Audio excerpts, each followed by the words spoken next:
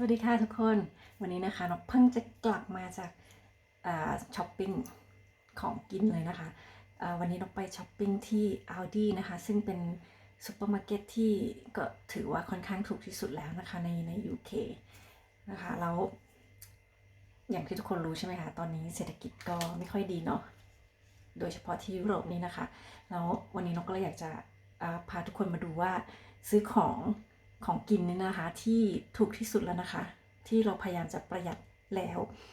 ดูซิว่ามันจะราคาเท่าไหร่กันถ้าเปรียบเทียบกับเมืองไทยนะคะซึ่งเราคิดว่าที่เมืองไทยอะไรหลายๆอย่างก็แพงขึ้นมากเลยนะคะโดยเฉพาะล่าสุดไปซื้อแชมพู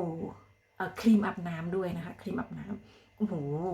ไม่ถูกเลยนะคะเกือบขวดหนึ่งนี่ก็คือเกือบละ200เกือบ200 บาทซึ่ง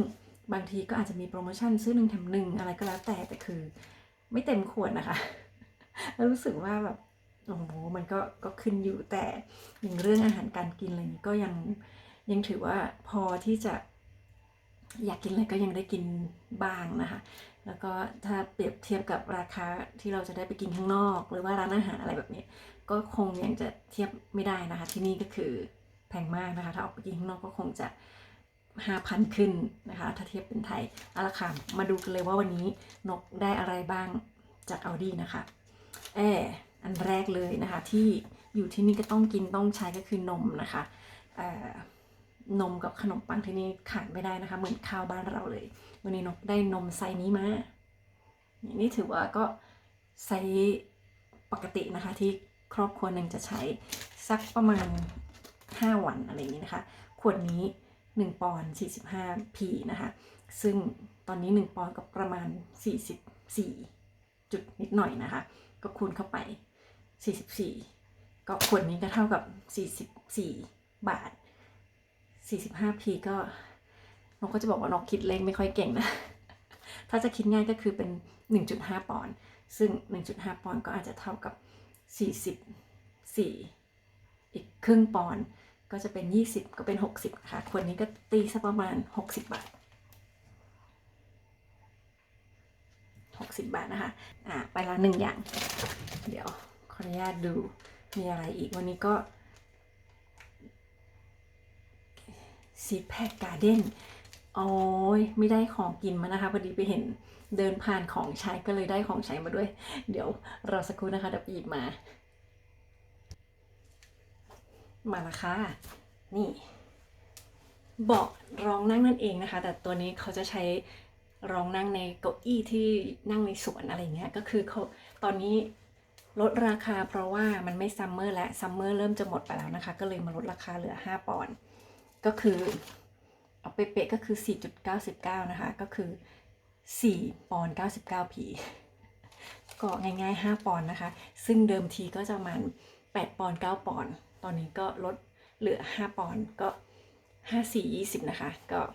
ประมาณ200 กว่าบาทได้2 อันซึ่งปกตินี่ได้อันเดียวนะคะได้มานี่อันนี้ก็คือเขาเรียกอะไรล่ะปัญหาความอยากนะคะไปเจอมาก็เลยได้เนาะต่อไปหวายได้ของเล่นอีกแล้วนะคะตันคือตัวนี้น่ารักไหมถ่ายสิอะไรเอ่ย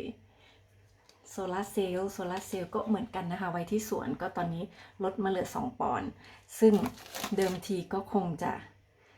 5 ปอนด์ได้นะคะตอนนี้เหลือ 1.99 ปอนด์ก็2 ปอนด์นะคะ2 ปอนด์ก็88 บาทเนาะก็ไม่ถูกนะคะ88ถูกไหมอยู่เมืองไทยเราไม่ซื้อนะคะแต่อยู่นี่อยากได้นะคะเวลามันมืดเร็วนะคะก็จะมีแสงให้เรานิดนึงแต่ไม่รู้มันจะชาร์จไฟให้เราไหมเพราะว่าที่นี่ก็แดดน้อยนะคะก็ลองดูเพราะว่ามันลดราคาไงก็เลยมีปัญหาต่อไปนะคะเป็นขนมปังค่ะขนมปังเดี๋ยวอย่างที่บอกนะคะที่นี่ขนมปังกับนมก็จำเป็นเพราะว่าไม่มีอะไรจะกินก็ขนมปังแซนด์วิชหรือว่าโทสต์ปิ้งอะไรอย่างนี้นะคะแล้วก็ขนมปังก็จะเหมือนข้าวบ้านเรานี่แหละส่วนนมก็กินกับชากาแฟทุกเช้าทุกกลางวันทุกเย็นนะคะ ขนมปังนี้ก็ 1.39 ก็ลดนะคะ แต่เดิมทีมันก็น่าจะไม่น่าจะถึง2 ปอนด์แต่อันนี้ก็คือลดเหมือน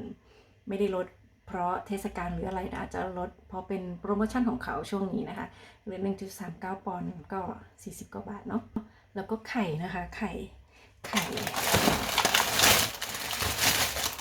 นี่ค่ะ Scottish egg นะคะอันนี้ก็10 ใบอันนี้ก็คืออย่างแบบถูกแล้วเหมือนกันนะคะถ้าเราเลือกแบบที่เลี้ยงออร์แกนิกหรืออะไรพวกนี้ก็จะแพงไปอีกแล้วก็จะได้แค่ประมาณ6 ลูกนะคะแต่อันนี้10 ลูกซึ่งนกเป็นคนที่ชอบช็อปแต่นกเป็นคนช็อปเร็วนะคะไม่ชอบแบบยืนดูแล้วก็เปรียบเทียบราคาเท่าไหร่ก็คือมองแบบเร็วๆอะคิดว่าอันนี้ถูกสุดก็หยิบมาเลยก็ได้10 ใบ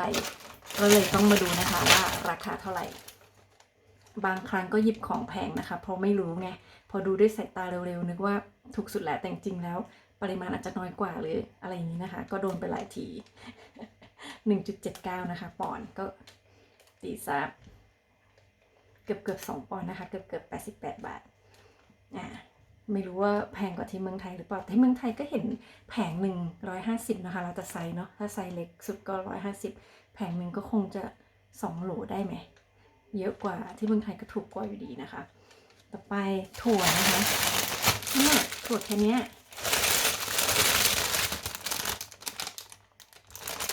99p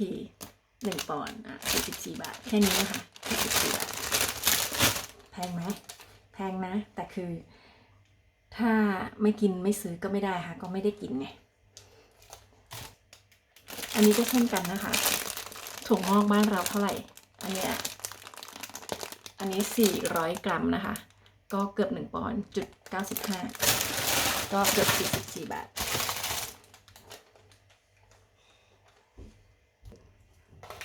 ต่อไปโพกมินส์นะคะ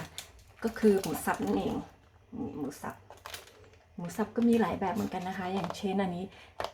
5%แฟตก็คือแฟตน้อยหน่อยไขมันน้อยนะคะบางอันก็13%แฟตก็จะถูกกว่าอีกนิดนึงแต่นกก็ไม่เห็นนะคะนั้นก็หยิบอันนี้มาเลยก็เลยอยู่ที่ราคา 2.69 2.7 ก็100 กว่าบาทหรือว่าตีสักประมาณ100ก็แล้วกันนะคะถูกไหมเอ่ยขนาดก็เดี๋ยวขนาดเท่าไหร่เนี่ย500 กรัมค่ะครึ่งโล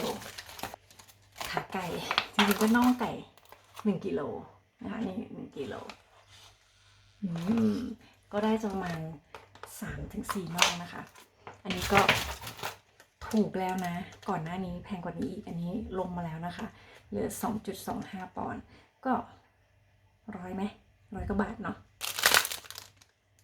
นกดูแล้วนกว่านกเคยกินแล้วแต่มันก็เฉยๆนะแต่เห็นมีคนบอกอร่อยมากก็เลยซื้อมาลองนะคะอีกทีหนึ่ง flat peach เป็นลูกพีชนี่แหละแต่ว่ามันแบนๆนิดนึงนะคะอันนี้ก็.85นะคะก็เกือบ44 บาทก็ตีซะ40 บาทเนาะอันนี้ fruit slice อันนี้ก็เป็นขนมไว้ให้ลูกไปกินที่โรงเรียนเวลาเบรกนะคะเพราะว่าเราแพ็คลันช์ไปเองไม่ได้กินที่โรงเรียนค่ะก็เลยอันนี้ก็มันจะเป็นแพ็คเล็กๆข้างในประมาณ5 แพ็คก็แพ็คละ2 ชิ้นก็เป็นโยเกิร์ตบิสกิตอะไรอย่างเงี้ยก็เลยซื้อให้ลูกไปทานกลางวันอันนี้ก็ประมาณ1 ปอนด์ค่ะ44 บาทต่อไปมีอะไรอีกล่ะส้มเดี๋ยวนี้ไม่ค่อยเห็นส้มที่เมืองไทยเลยเนาะนี่ค่ะส้มแบบนี้เขาจะใส่ตะไคร้ให้เราแบบนี้นะคะ easy peel ก็คือมันแกะง่ายนะคะอันนี้ก็เกือบ1 ปอนด์กัน.95มันก็จะเกือบ1 ปอนด์แทบจะหลายๆอย่างนะคะที่เขาแพ็คมาแต่มันก็.95 .98 .99 อะไรอย่างนี้ก็แล้วแต่ส้มนี่ก็.95นะคะก็ตีซะ40เนาะต่อไปมัชรูมนี่ค่ะมัชรูมถ่ายสิเท่าไหร่เหมือนเดิมนะ.95นะคะออนเนียนตัวนี้ออนเนียนขาวก็.95เหมือนกันซึ่งมันก็จะมี.95แต่ว่าหลายแบบนะคะอันนี้เป็นลูกเล็กก็จะมีหลายลูกนิดนึงแต่ถ้าเป็นลูกใหญ่ก็จะได้3 ลูกแล้วก็อยู่ในตะข่ายซึ่งก็ราคาเท่ากันเพียงแต่ขนาดใหญ่กว่าแต่ปริมาณน้อยกว่าเช่นเดียวกับ ตัวนี้คนที่นี่ก็จะเรียกว่า red onion นี่แหละเนาะ red one ถ้าเป็น onion ของเราหอมแดงบ้านเราก็เขาก็จะเรียก carrot อันนี้เป็น red onion ก็เท่ากันนะคะ.95เหมือนกันแล้วทีนี้มาดูแตงกวายักษ์ที่นี่ไม่มีแตงกวาลูกเล็กๆนะคะอาจจะมีแบบเบบี้สำหรับไว้ให้เด็กกินเล่นเป็นอาหารว่างที่มีประโยชน์นิดนึงไว้เคี้ยวเล่นเฉยๆมีแพ็คอย่างนั้นนะคะก็อาจจะแพ็คละประมาณ1 ปอนด์เหมือนกันแต่อันนี้ก็จะเป็นอันใหญ่เลยซึ่งเราก็จะไม่ได้เอามากินแบบก็กินสดเอามากินสลัดอะไรอย่างนี้นะคะหรือไม่ก็กินกับน้ำพริกเผาหรือน้ำพริกอะไรที่เรามีก็กินสดอย่างเดียว.79ค่ะก็เห็นไหมก็.79ก็เกินครึ่งนะคะก็30 กว่าบาทอันนี้ไม่ค่อยได้กินเท่าไหร่นะคะเบบี้คอร์นแต่ว่าพอดีว่าซื้อน้ำจิ้มซุกี้มาจากเมืองไทยก็เลยอยากกินนิดนึง เผื่อว่าเอามาทำซุกี้ทานนะคะไม่รู้ว่าจะมีของครบหรือเปล่าแต่ว่าก็ซื้อมาไว้ก่อนก็เหมือนกันค่ะเกือบ1 ปอนด์.99นะคะนี่เป็นของแพงนะคะเป็นของที่ไม่ค่อยปกติสำหรับคนที่นี่ก็44 บาทเทคก็เช่นกันค่ะมีหลายแบบหลายราคามากเลยมีแบบที่มีเขาเรียกอะไรจุกสวยๆด้วยนะคะนั่นก็จะอีกราคา1 ปอนด์กว่าบาทก็มีกว่าแต่อันนี้ไม่ถึงนะอันนี้.85ซึ่งไม่มีจุกนะคะไม่สวยเอาไว้กินแบบทำซุปกินไม่ได้แบบว่าทำแต่งจานอะไรอย่างนี้นะคะแล้วก็มีแบบเบบี้วันด้วยมะเขือเทศราชินีอะไรพวกเนี้ยก็ไม่น่าจะถึงปอนด์แต่ก็แล้วแต่ว่ามันแพ็คแบบไหนมาจากไหนอย่างนี้นะคะแต่อันนี้ก็.85 ปอนด์ก็30-40 บาทแล้วนะกระเทียม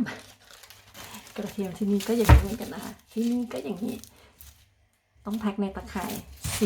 4 เม็ดเนี่ยกาลิกก็จะ0.69 ปอนด์นะคะก็.7ตีซะง่ายๆก็30นะคะตีซะหัวละเกือบ10 บาทแต่ก็ต้องกินต้องใช้นะคะบางครั้งก็อาจจะพยายามไม่กินอะไรเงี้ย